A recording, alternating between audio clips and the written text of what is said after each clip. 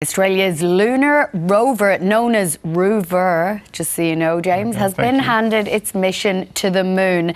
It's a giant leap, or should we say hop, for the Aussie Space Agency. Let's head to Nate, who is out of his mind excited about this, and he is with Rover and some special guests. Certainly, our morning team, I had to get out of the studio for this exclusive opportunity to meet our rover, Rover, which of course we helped name in 2023. Remember, it was a public vote and you chose Rover. I was excited. Well, check out Rover. I am at the RMIT Advanced Manufacturing Precinct here in Melbourne. And look at this, this is the best bit. Made in Australia, and this is now heading to the moon. There's going to be an Aussie flag on the moon. You know I'm over the moon about that. So I've got you a couple of special guests as well. Please welcome the Federal Minister for Science, Tim Ayres. Very good morning to you. And also the head of the Australian Space Agency, Enrico Palermo. What an exciting day. Enrico, first of all, announcement today. How is this getting up there? Yeah, so today we're announcing NASA has designated the mission. We've been on this Rover journey for a while, but we now have a mission. It's called CT4. It's going to take Rover to the southern latitudes of the moon and do its mission. So pretty fantastic. When is it going? Is it soon? End of this decade, and so it'll come quick. We've got a lot of work to do to design and build this facility. We'll see parts of this Rover built, and so today's a terrific milestone on that journey. I don't know if you know that, but that is now locking me into doing this job at least until the end of the decade. Minister, we didn't have a space agency before 2018. Now we're here. How important is this for Australia? This is a big deal for the Australian space sector, but for Australian science. This craft is an Australian craft. It'll be on the moon at the end of the decade. Nate, you will be in your late 20s. This is a big deal for Australia.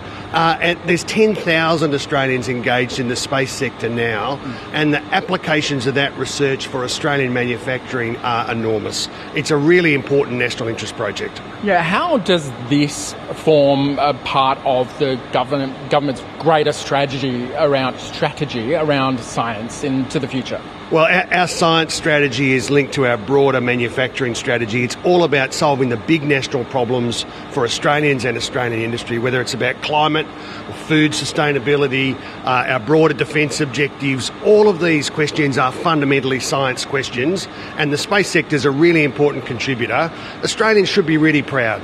An Australian craft built by Australians, including Australian veterans, that will be on the moon at the end of this decade. That's a big deal, and we should celebrate it. Right. I can only see upsides, but that's just getting this thing to the moon. Enrico, what's it going to do once it's there? So this is a chance to showcase Australia's depth in remote operations. We operate mines from thousands of kilometres away with autonomous robots. We're going to now do this in the harshest environments, which is going to spin back and improve how we do robotics and mining here on Earth. But also, as part of this announcement, NASA is entrusting us to carry one of their sensors. Our Aussie rover has a sensor which is going to study lunar soil. We call it regolith. Look at its composition, and that's really important. It's quite an abrasive, almost like glass shards. And so as we think about astronauts and people returning to the moon as sustainable presence, Rover is going to contribute to the science to make that possible. Now, who is it that's making Rover between now and the end of the decade? So this is a national mission. It's headed up by a consortium called ELO2, and around 20 organisations, both industry, academia, major resource companies, have come together. Here at the RMIT Advanced Manufacturing Precinct, they're 3D printing parts that will go to the moon. Minister, where do you see our space sector as we go into the future? What's it going to look like 2040, 2050, beyond? Well, it's hard to predict how many Australians will be employed in it, 10,000 now. And the thing about space is that the technologies that are used in space are then applied to other parts of our manufacturing sector. There's behind us a 3D printer that is going to be printing parts for this, but it's also engaged in providing medical devices. The expertise that's developed here will do bone components and bone fragments for patients in real time. So this kind of technology for manufacturing built here in the space sector, but it applies in all sorts of parts of Australians' lives. That's always the answer to the question, why space, right? Because you never know what's going to fall out of it to help all of the rest of us down here on Earth, gentlemen.